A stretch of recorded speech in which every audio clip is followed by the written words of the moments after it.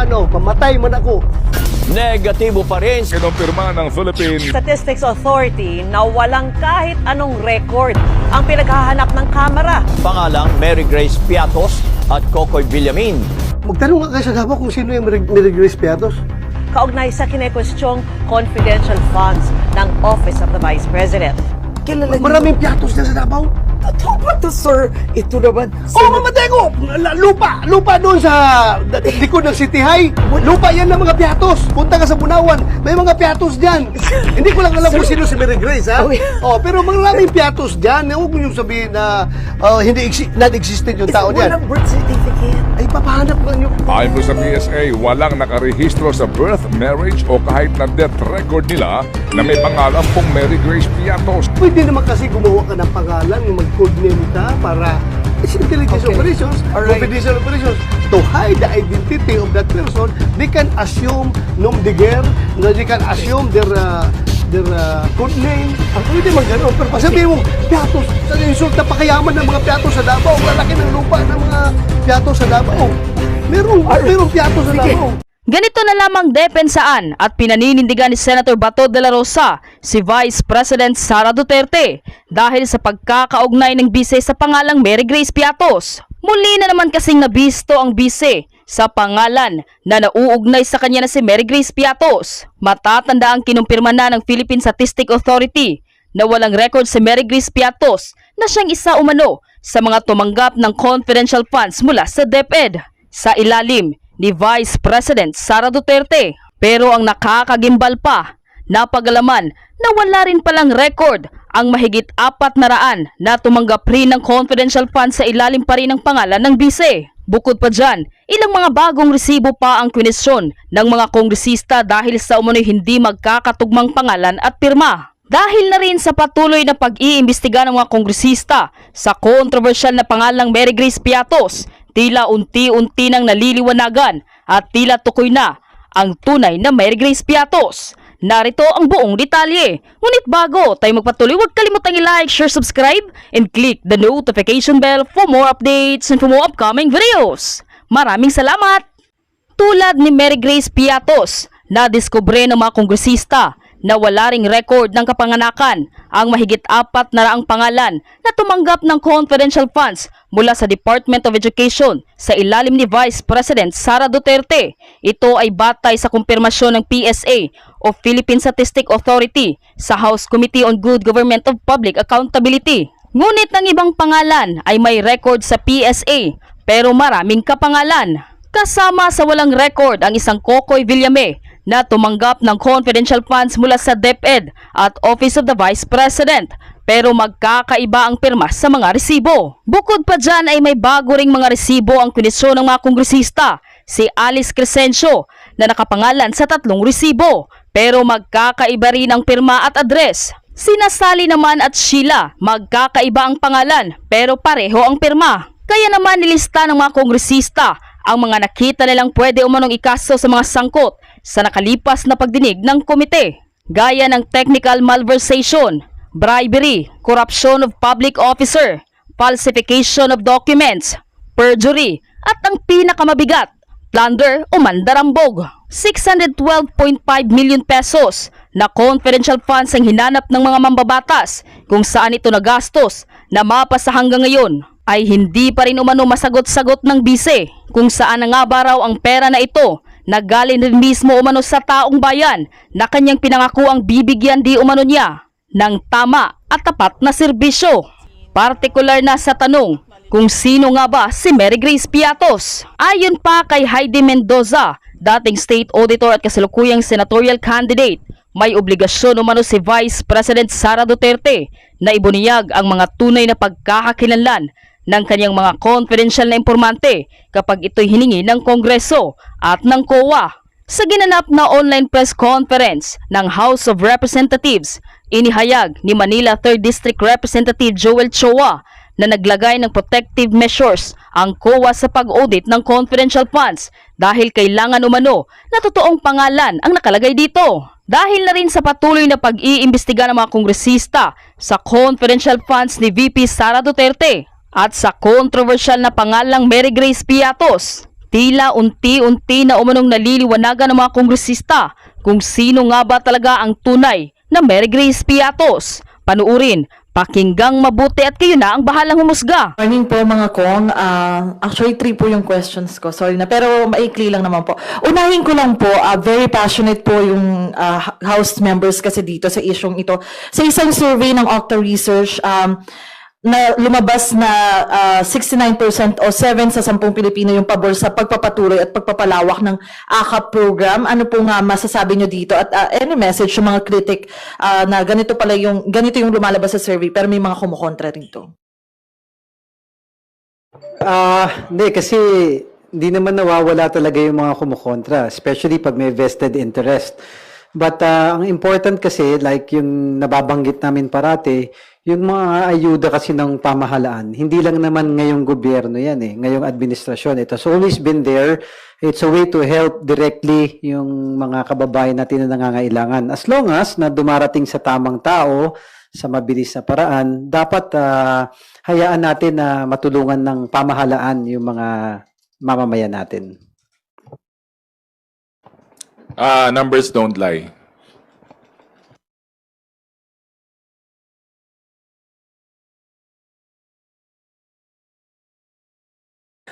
Actually, we're making true to our promise naman, this administration sinasabi, bringing the government services closer to the people. Yung number na yan, so mataas na yan no, sa survey, 7 out of 10.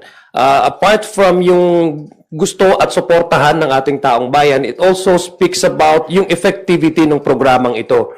Kasi ibig sabihin, yung mga tao, diretso na lang nakukuha. Effective yung pagre-release sa kanila ng ayuda. Tama nga yung sinabi ni Kong Ernix tsaka ni Kong Paulo na itong ayuda na to, matagal na to sa ginagawa ng gobyerno. We're just trying to improve that.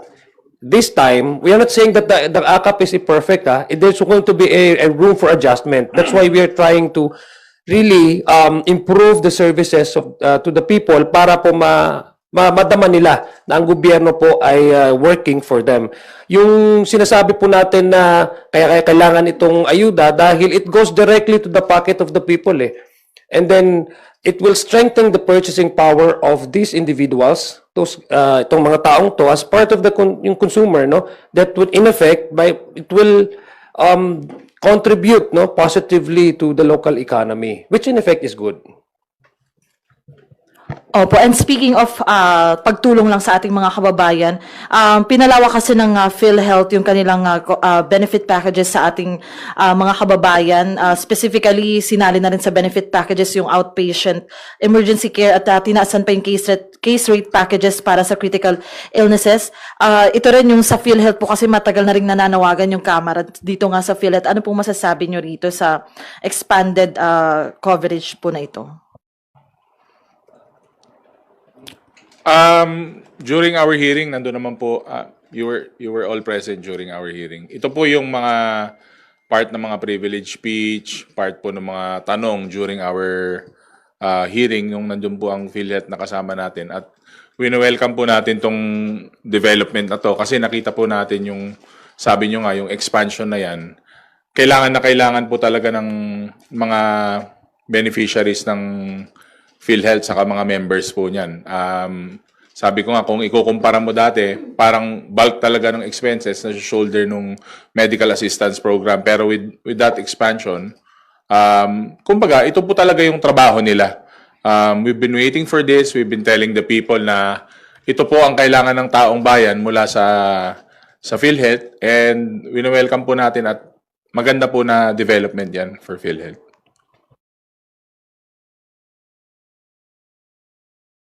And sorry, yes pa. Well, it validates our yung initial position po ng House of Representatives na that's the reason why we held a series of committee hearings precisely because we want to find out kung ano pa yung plano ng PhilHealth, how they would utilize their funds.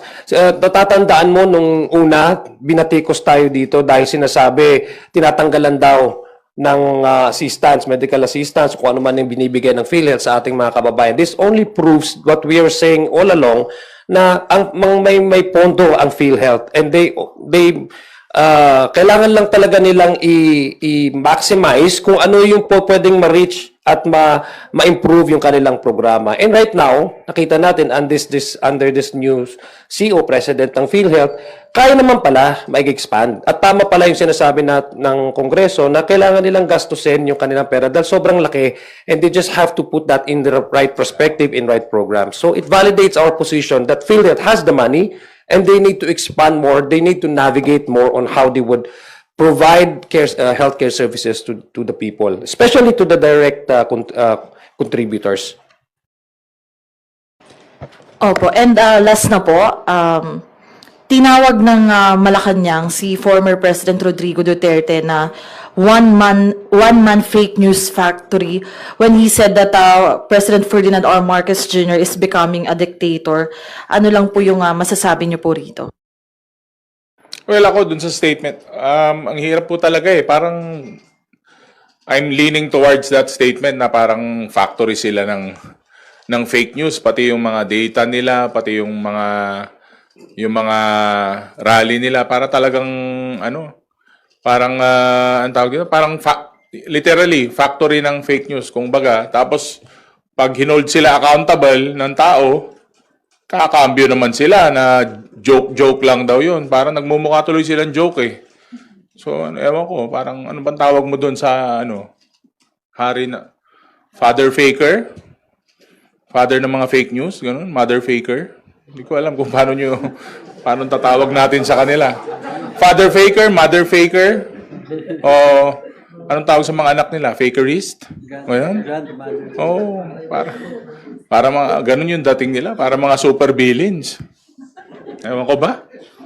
Ano nakukuha nila sa pag-imbento ng fake news saka paninira sa lalong-lalo na sa House of Representatives. Parang ngayon kasi nakikita nyo napaka-aktibo ng administrasyon, katuwang ang House of Representatives. Ang dami nating naibababang tulong sa tao, ang dami nating solusyon na nagagawa. Yung mga problema natin na nandyan, ang target natin, mahanapan ng solusyon. Pero bawat galaw sa bawat pagtulong sa taong bayan, pagbigay ng positive na response sa katulong, gagawa na naman nila ng fake news, saka mag-iimbento na naman sila ng hindi totoo na mga sitwasyon. So, ewan ko ba, parang faker, hater, parang gano'n yung mga dating nila. Mga ang tawag doon? Bad vibes. Di ba? Ako, wala akong nakikitang indikasyon o karakteristik ang Pangulong Ferdinand Bongbong Marcos na masasabi kong leaning towards dictatorship. Diktador ba yung minumura ka? Ang tatay mo sinasabi kung ano-ano tatanggalin, i-exhume, tapos itatapon sa West Philippine Sea. Itathreaten ang buhay mo, itathreaten ang wife mo, itathreaten ang Speaker of the House, ang nagkapinsan mo. Tapos every time nagkakaroon sila ng rally, ang pinakapunto nila isirain yung isang pagkatao. Hindi lang yung polisiya, pero yung pagkatao ng isang individual tulad ni President Bongbong Marcos. Tapos wala siyang ginagawa directly. He has all the power at his disposal and yet he has doing nothing. In fact, ang mga response niya is so diplomatic. Characteristic ba yun ng isang diktador? I don't think so. Pangalawa, itong ginagawa ng administrasyong ito, he respects the separation of powers. He does not even want maraming mga legal opinion na sinasabi, President, you request the Senate to convene for an emergency session. He did not do that because he respects the separation of powers. He allows all the agencies to work according to its mandates. That's not an indication, or that's not even an attribute of a dictator. Di ba? Wala naman ho sa administrasyon niya na may nakaupong citizen na Chief Justice na nakuwaranto o kinasuhan. Wala ho sa administrasyon niya na may sitting senador na kinasuhan at pinakulong. So there's no indication to me. Mag-midterm na po ang kanyang administrasyon. Wala pong indikasyon na nagsasabing, hindi nga ho siya vindictive eh. In fact, hindi ho siya vindictive. Kung sa ibang leader po yon, mumurahin ka, tapos kung ano-ano ipagsasabihin sa yumao mong tatay. I mean, it's a human nature to really retaliate and get even. Wala ko siyang ginawa. Wala ko siyang sinabi na in a way na insultuhin niya yung nagsasabi or yung nagte-threaten sa kanya. Wala. So, far from it. So, I don't see any iota of him becoming a dictator. It's actually the opposite.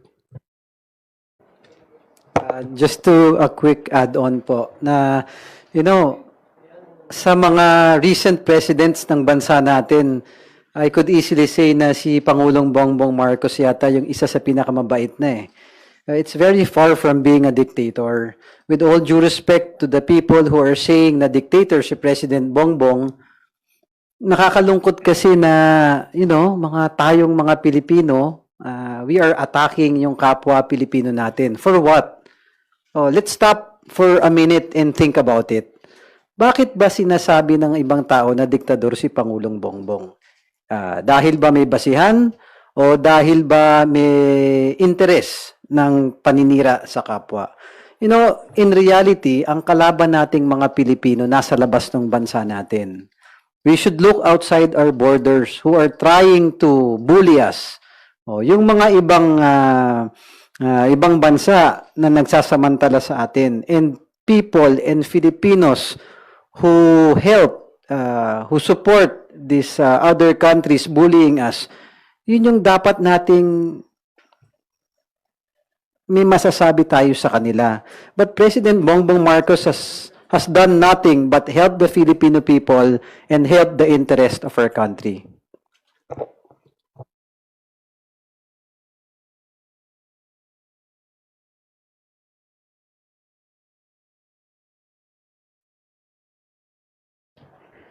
Thank you, Mela.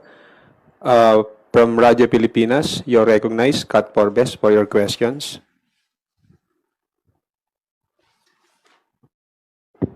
Good morning po. Itanong ko lang po sana yung reaction po ninyo na recently po naging very active si CIDG Chief Nicanor Torre, Nicolas Torre.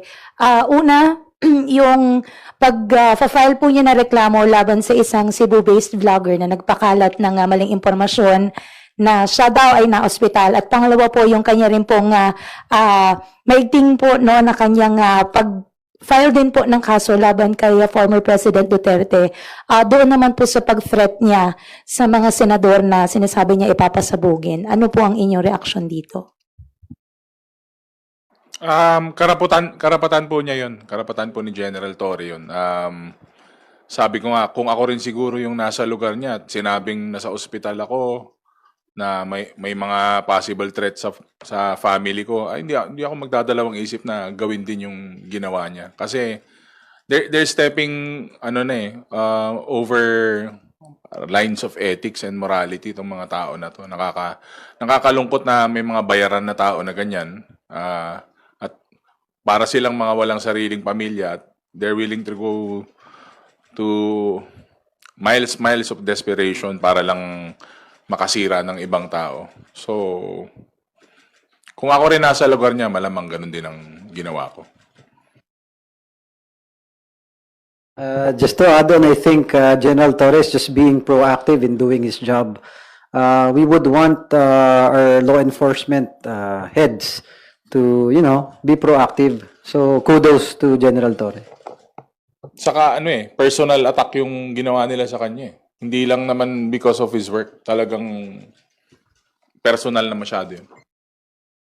Ako, I would support General Torre sa ginawa niya. Let's test the law. Let's allow the courts to do its to work according to its according doon sa dapat na gawin. Kasi instead na magbangayan tayo sa social media, meron talagang legal means na pwede nating gamitin para labanan itong mga fake news na ito. Lalong-lalo na pag ang mga balita ay nagsasabing kumbaga it's causing damage credibility-wise to the person. So I commend and I support General Torre for for showing us and displaying to the world, to the Filipino, that no one is above the law, and we are governed by laws. There are courts that have to work on cases that demeans and discredit and defame the credibility, attacking the reputation of individual na hindi naman tama at hindi naman totoo. Pangalawa, isa po ito din dun sa sinasabi nating may freedom of expression, but it is subject to limits. May cyber libel, may libel po na kaso. So, malaking panawagan din ito doon sa mga peddlers ng fake news. Wag ho natin gagamitin yung wrong interpretation of the freedom of expression or speech na to a point na hindi na natin alam kung ano yung dapat anong nakakasira at anong nakakabuti sa mga sinasabi natin. Thank you, Kat. Next questions will come from Earl Tobias of IBC 13. Good morning, Kongs. Sundan ko lang po yung tanong ni Ate Mela concerning FPRRD statement pa rin po. Yung pag-i-impeach daw po kay VP Sara Duterte ay isang political move dahil kung hindi daw pumupusta raw po si dating Pangulong Duterte na magma-martial law si Pangulong Marcos para hindi siya mapalitan na sa presidente, at yung pag-i-impeach daw kay VP Sara isa na ring hakbang para pilayan daw yung kanyang anak sa pagtakbo sa 2028 elections. Reactions po.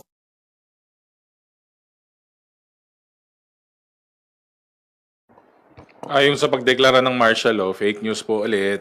Hello, fake news, Mr. Fake News. Pero, puro fake news na lang lumalabas sa bunganga nyo. Palitan nyo naman. Yun naman po sa impeachment, nakita pa naman po natin yan lahat during the Quadcom, during the budget hearing sa local government. Hindi pa nga po nasasagot si Mary Grace Piatos. Sagutin na muna nila yun. O yan, may impeachment na. Kaya nga umabot sa punto na ganyan kasi hindi nga masagot yung napakasimpleng tanong, sino ba si Mary Grace Piatos? Saan napunta yung mga pera na yan? Kaya wag muna kayo mag-fake news. But the former president is open naman eh. I mean, not really open. He's entitled naman to have his own opinion eh. Lahat naman tayo merong sariling interpretasyon sa lahat ng bagay na yon. Of course, you cannot discount the fact that the vice president is his daughter. So talagang sasabihin niya yun whatever is possible, whatever reasons that he may think behind itong impeachment. But the impeachment, if you go to the merits of the case, 215 complainants, members of this House, said that the VP deserves a day in court. And yung mga kaso naman po niya, it's not really connected with her partisanship or which party she belong to. These are brought about by the allegations and violations and of the joint circular when it comes to the utilization of the confidential funds.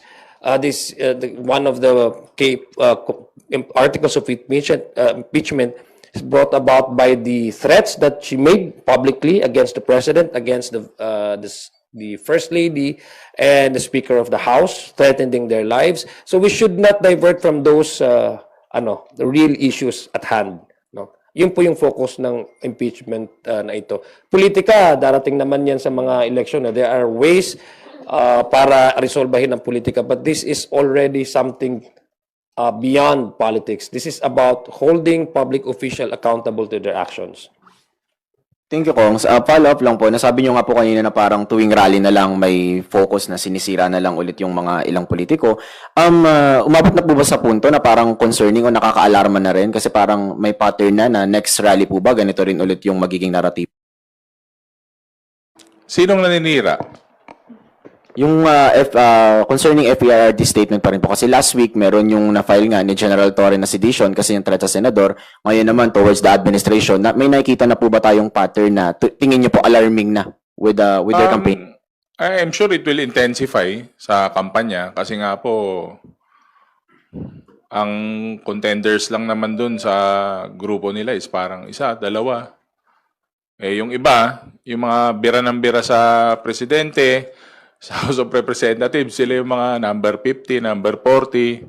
Kumbaga sinasakyan nila yung kasikatan ng presidente saka ng nagagawa niya eh. Parang wala lang, sumasakay sila, naninira sila. Hindi naman sila umaangat sa survey. Feeling ko nga pag tumakbo ko, baka mas mataas pa ako sa kanila eh. Parang feeling ko masikat ako ng konti sa kanila. Kasi lagi na lang nilang ginagamit. Naghahanap sila ng ibabato sa house. Sinasakyan nila yung kasikatan. Kasi sumisikat ka pag gumagawa ka ng magagandang bagay. Hindi yung mga hindi magagandang bagay. Hindi kasi sikat doon. Eh siyempre, sasakyan nila. Ang daming achievements, ang daming ginagawa, ang daming solusyon na napoprovide.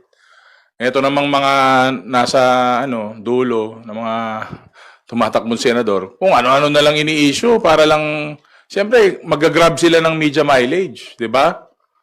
Oh, di ba? Sasakyan natin to para, sumikat tayo. Ang problema puro paninira naman. Plataforma kaya ilatag nila. At hindi paninira. Tignan natin, baka umangat ng konti sa survey, mas maganda. Kasi ang tao, naghahanap ng resulta yan. Naghahanap ng magandang plataforma yan. Kahit naman sa lugar, sa probinsya, sa school government, kailangan na ilalatag mo plataforma, hindi yung andyan ka na naman tuwing kampanya. Sesementohin mo lahat ng hindi na semento. Papasemento mo yung dagat. Ang dami nyo, you will promise the heavens to the people. Nasaan ka ba nung dalawang taon at kalahati? Wala ka naman. Yung mga nandyan nagsisilbi na nakaupo, nandyan sila for how many years? For how many months na nagsisilbi? Tapos pupunta ka dito, sasakyan mo yung issues, yun ang pangkampanya nila. Kaya kung ako sa kanila, plataforma ang ilatag nyo, wag yung paninira. Thank you, Kong. Last from my end na lang po. After 5 years, na-remove na po yung Philippines sa FATF gray list po. Philippine Anti-Money Laundering Council said it will boost investment dahil mas luluwag at least yung pagbabantay sa bansa when it comes to mga pumapasok na investments nga. Reactions po.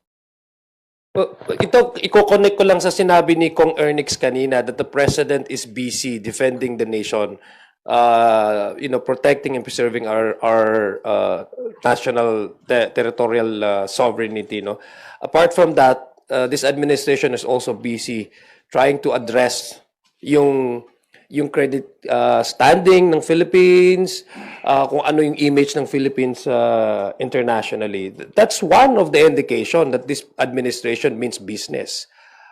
Because natanggal na tayo sa gray list area. Ano yung gray list, 'di ba? Ng anti-money law. So it only shows na yung trust ng international community ay bumabalik sa seryoso at magandang patakbo ng bureaukrasya ng administrasyon na ito. Hindi yan nanggagaling sa mga political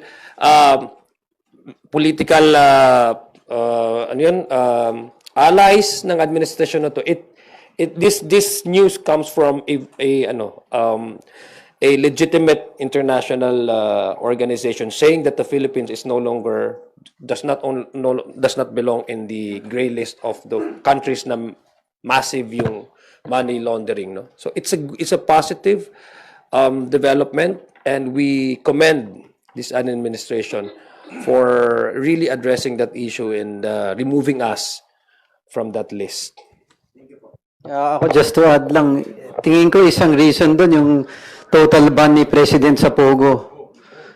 Because the total ban in Pogo, yan naman, alam naman natin yung Pogo, yan yung web of lies and criminality. Isang dyan, yung money laundering. Ang malungkot na fact dito, yung mga involved sa Pogo, yung mga sugarol, yung mga naghahasik na mga bisyo na nakakasira ng buhay ng Pilipino para yumaman lang sila, dahil kinat na ni President Bongbong Marcos, umokay tayo sa money laundering. Ang problema natin naman ngayon na hinaharap natin, same individuals involved in illegal gambling and pogos. They're trying to get in government. If you would see, ang daming tumatakbo.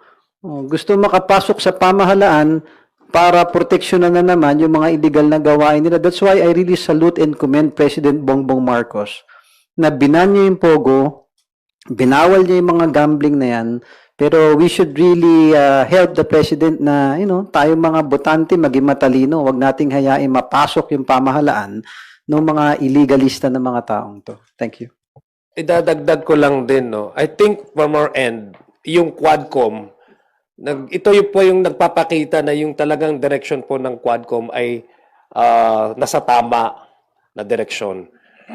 Dahil we were able to unearth yung mga cobwebs nung lahat ng mga sophisticated na mga networkings ng mga illegal operators ng Pogo dito. At least nakadagdag yung tama po yung sinabi ni hindi lang dun sa immediate na pagban dahil ang presidente alam talaga niya na na kung ano magiging effect nito at paano dapat mag-move forward ang Pilipinas without this kind of illegal industry. Pero the House of Representatives from our end, the Quadcom, was able to at least come up with an institutionalized policy that would really deter the coming in or the resurrection of these illegal activities like Pogo. Thank you, Earl. Let us recognize Bibian Gulia from ABS-CBN2. Follow-up lang po dun sa question ni Earl kasi nabanggit ni Kong Zia kanina, si Presidente ay walang lining, wala kayong nakikitang lining na maging diktador. Sabi ninyo, he's very diplomatic, respects separation of powers. I wonder lang kung meron ba kayong nakikita ng mga leader na may leanings na maging diktador? Nakikita sa ngayon? Kasi ako, hindi ko naman pinofocus yung aking observation talaga on individual leaders sa ngayon eh. I'm trying to at least believe that our leaders right now are really focused on how we can improve our lot. But there are certain, since nagkakaroon election kasi tapunan ito ng political propaganda. Oo. It's for me personally, I would say that those people who have been in power and yet used their power to censor perceived political enemies has the tendency of a dictator. Taong bayan po ang magdidesisyon dyan. Sila din po magpapaupo kung sino man ang mga susunod na leaders ng ating bansa. At naniniwala ako na ang taong bayan alam nila kung paano mamili ng tamang leader. Okay. Move na po ako dun sa updates on impeachment. Kasi parang nung mga nakaraang meeting ng prosecution panel, I saw na may mga sumasama po sa inyo. Updates lang po sa preparations.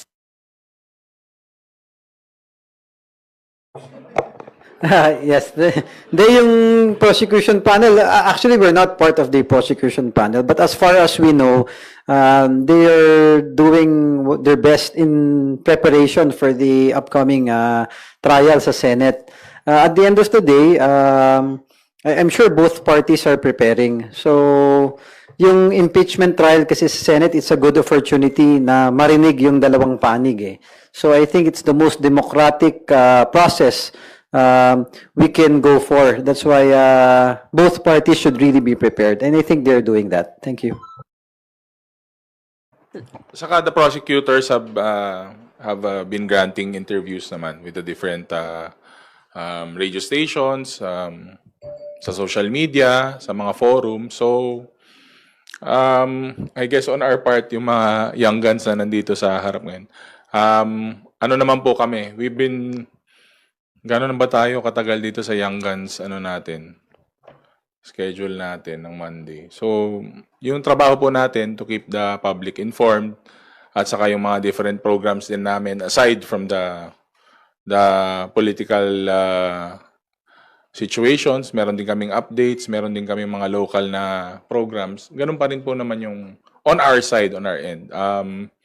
It's better po siguro sa yung preparations, sumagot na rin po yung mga may interview na prosecutors on how they are handling it right now. Pero definitely, preparations pa rin po. Nasa preparation stage po sila. Yeah, I think yung sa prosecution team, by the time that the House elected them as member of the prosecution team, they were already had initial meetings with yung possible na in potential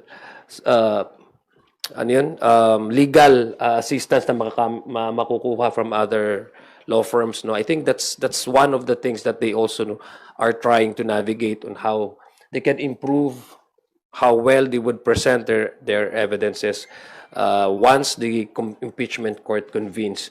So sa ngayon, they're still waiting for the actual timeline when the Senate will actually convert itself into an impeachment court. But itong mga cases ay mga impeachment articles of impeachment, I think sa ngayon they have already assigned, but I guess it's proper that you ask the members of the prosecution team. Pero ang alam ko, they have already somehow assigned individual prosecutor to the 7 impeachment articles para yun nung magiging kumbaga division of labor nila kung paano nila i-approach ang pagpapresenta ng ebidensya sa impeachment court.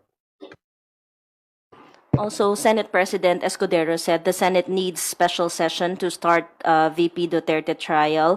The Senate cannot hold a special session on its own.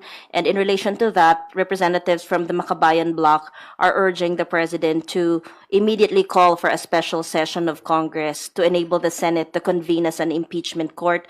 Are you joining this call? I think we should not directly involve the president in case of the impeachment. That's my opinion in case of in matters relating to impeachment process, because this is entirely within the scope and mandate of the Congress, as the Constitution says. I tend to lean towards the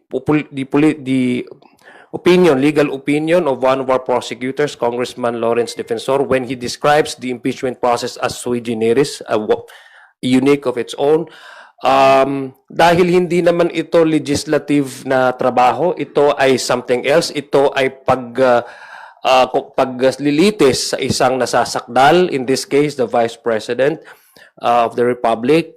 And number 2, meron naman sa Constitution that once the President declares martial law, it does not need for President to actually convene the Congress into a special session. The Congress can actually convene itself directly special session para pag-usapan, halimbawa yung martial law. I don't see why this cannot be applied the same with the impeachment court, since it is sui generis. It's not really connected with the legislative function of the Congress. So I disagree in this case, no, with the position of the Makabayan bloc. Mga kaibigan ko naman sila na sana wag na natin directly na involve ang presidente, because sinasabi ho natin we should maintain impartiality of the court. We should not be using anything or anyone or any organization to influence the senator judges on how they would approach and appreciate the merits of the impeachment cases that would be filed.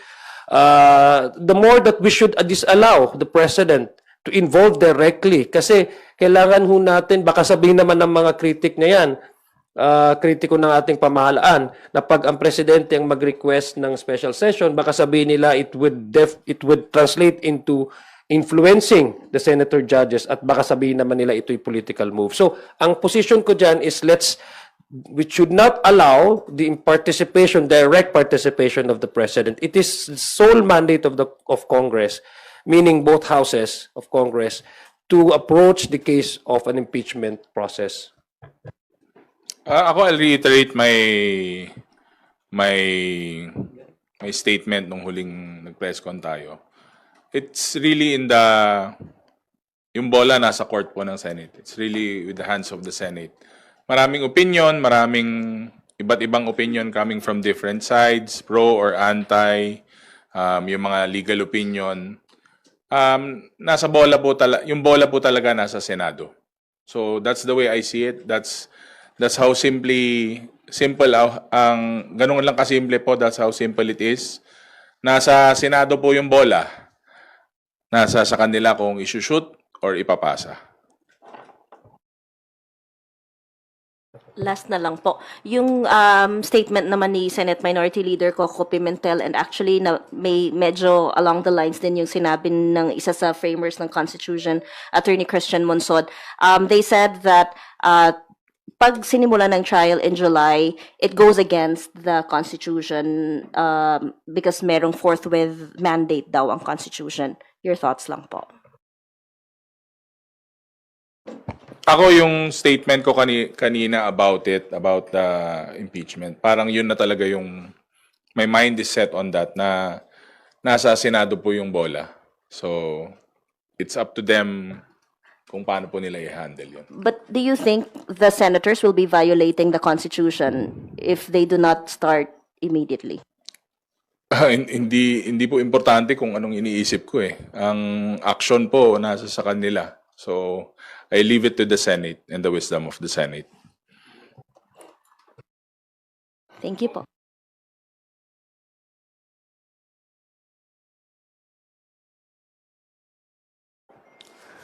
Thank you. Next, Marian Enriquez from TV5. I would just like to follow up on that sa question po ni Vivienne. Kasi some lawyers po, mula dun sa naunang tatlong grupo po na naghain ng impeachment complaint against VP Sara Duterte are saying na may violation nga raw po itong ginagawa ng Senate sa pag-delay ng impeachment trial because there's a constitutional command for the Senate to convene forthwith, and that shall means mandatory. It's a command, which is a special mandate of the Senate. So what's your stand on this? Tingin niyo po ba mayroong violation po? Yes, there are a lot of legal opinions saying this and saying that, no?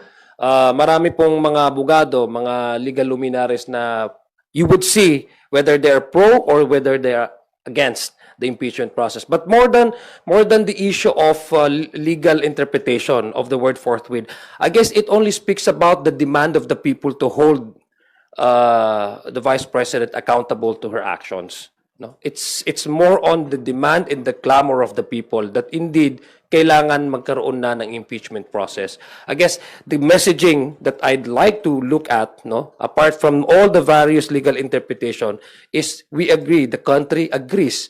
Meron pa nga pong supported by the SWS and Okta Research, the country says that it's really time to hold the impeachment trial. Sakyan ko lang ulit. Sabi ko nga, yung kapitbahay nga namin may opinion din eh. Lahat na masasalubong ko may kanya-kanyang opinion. Legal, personal, or kahit anong opinion yan. But again, sabi ko nga, nasa mga kaibigan at kasamahan natin, nasa Senate na po yung bola.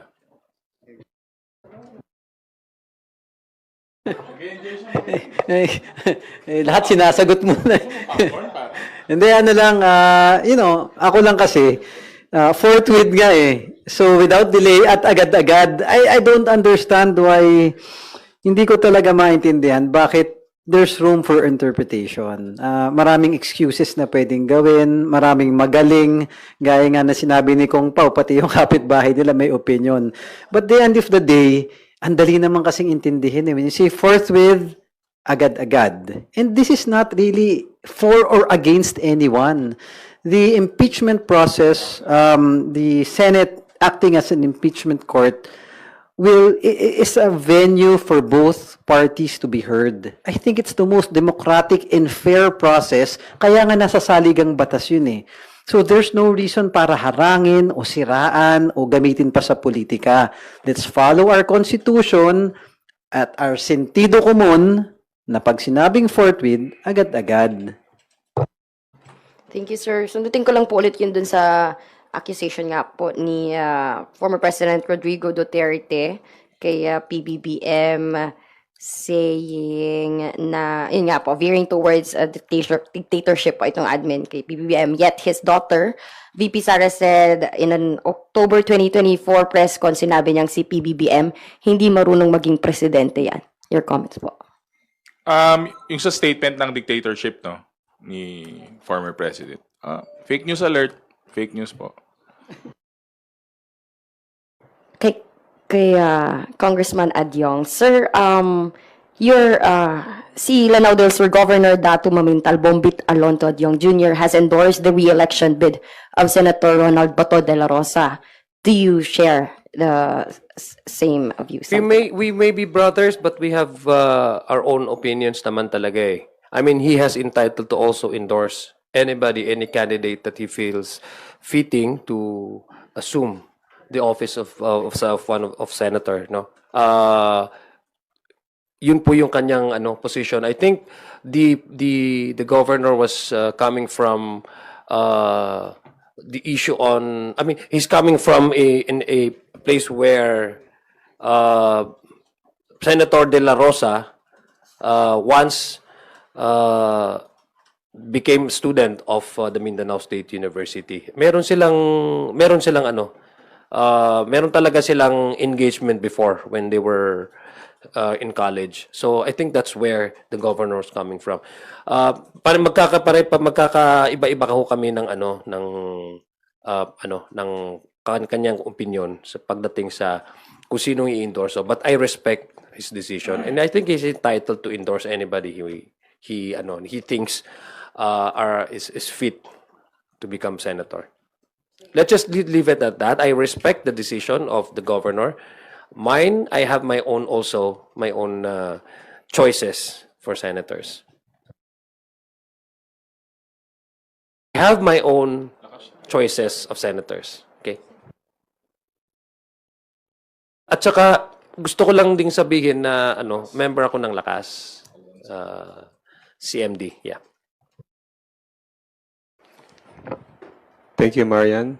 Joy Cantos from Filipino Star ngayon. Wala pala. Sir, what would be the consequences if the Senate President continuously procrastinating his action towards VP Sara's impeachment with his too many excuses for not doing things on time? Ano po mga possible na maging next move nyo?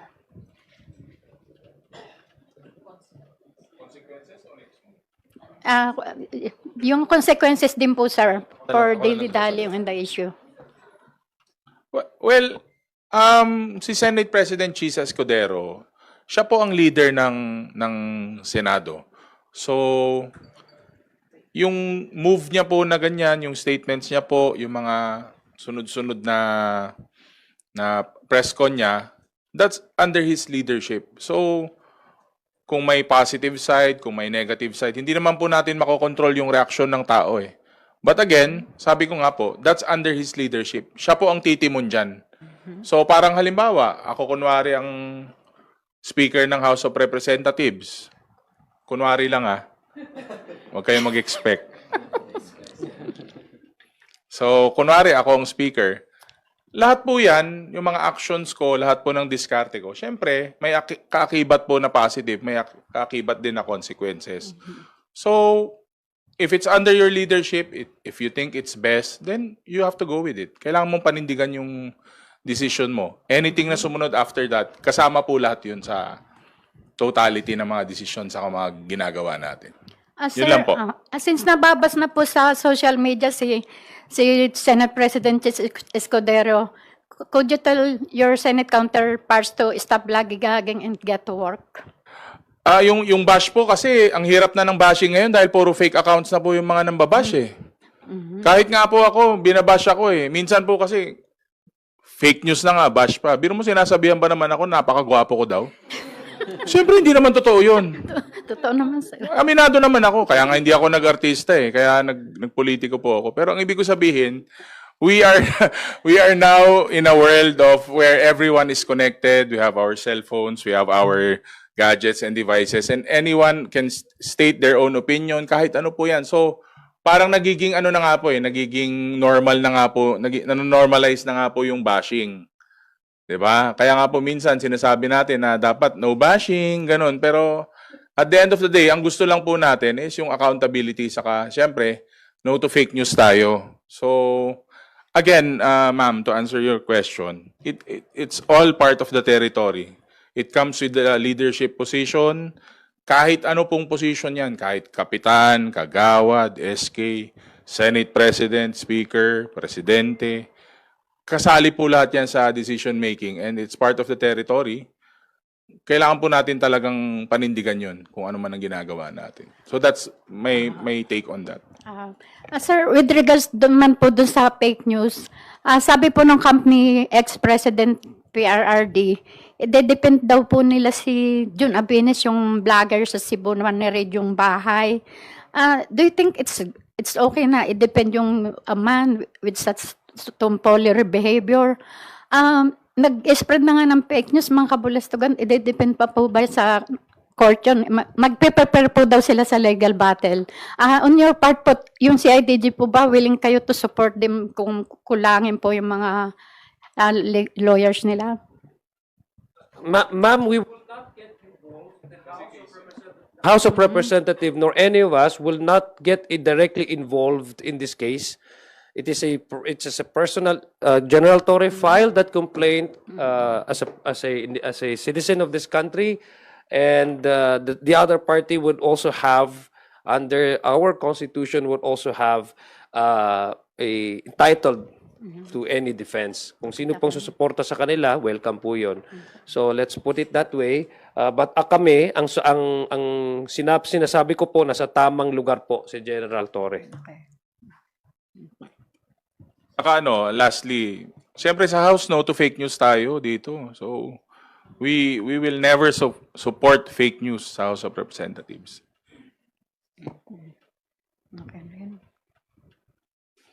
Okay, thank you, sir.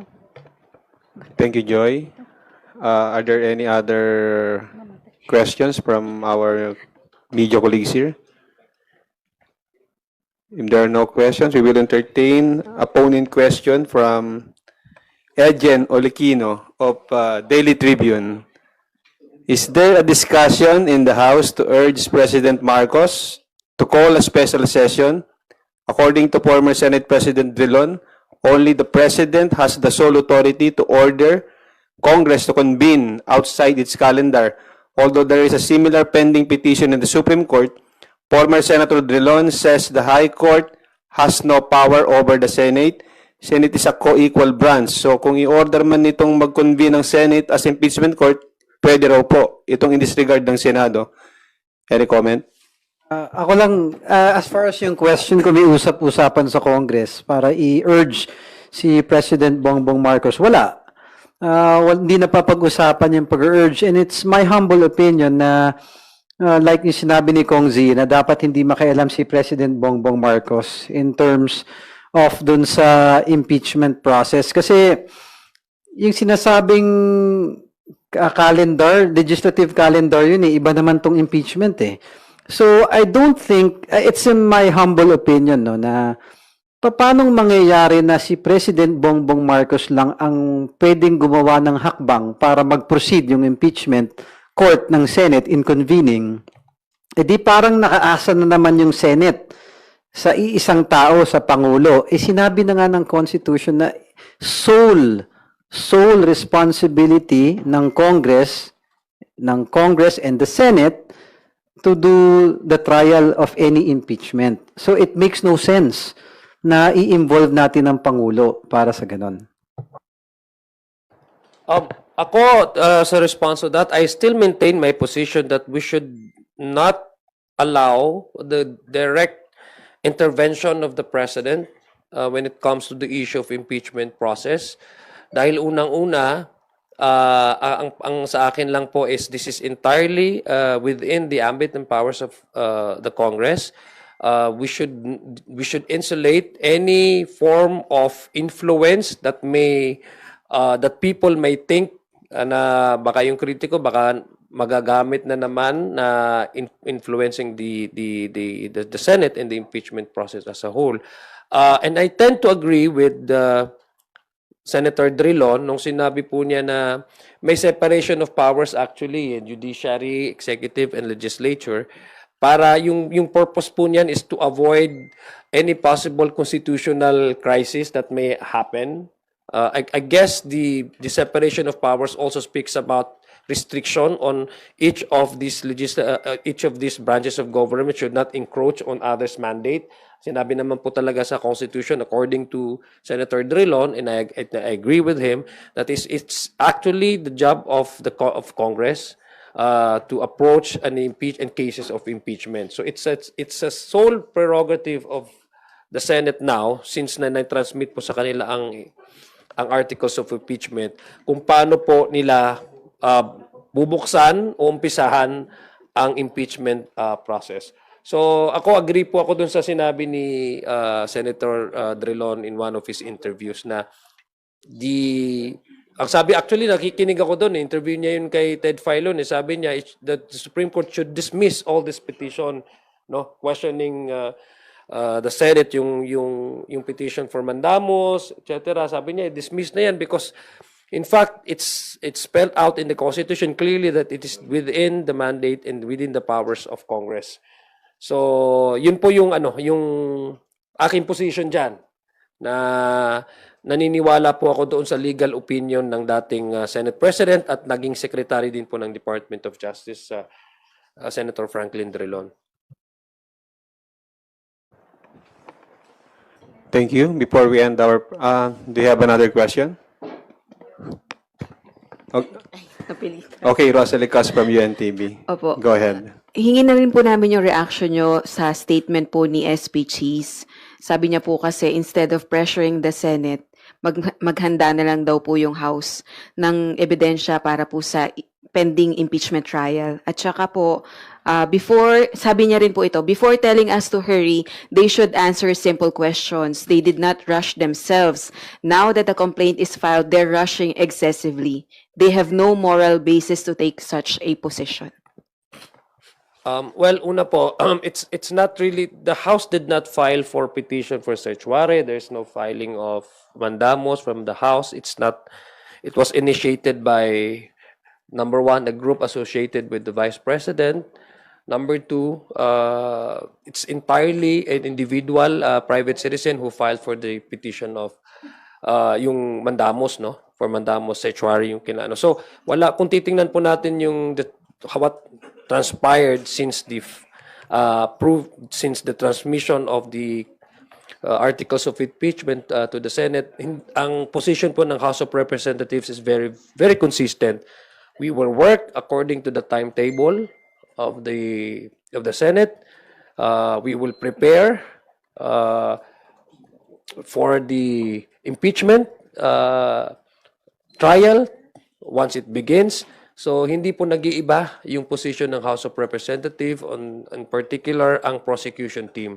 We will still maintain our respect to our co-equal chamber, the Senate. Ang sinasabi po ng mga members ng prosecution panel every time they do interviews, yung kanilang opinion and how they would define the word forthwith. Because apparently, ang dami pong opinion yan.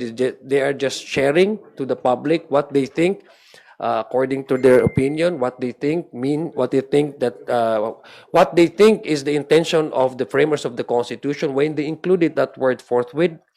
And so again, we maintain our position that we will work according to the timetable that would be set by the Senate should they convene or once they convene into impeachment court. Wala pong pressure nang gagaling sa amin.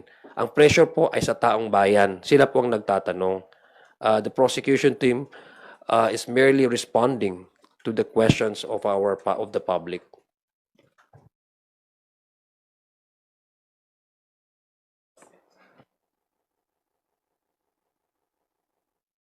May stand na ako kanina. So, I would like to agree with the statements of AML Zia.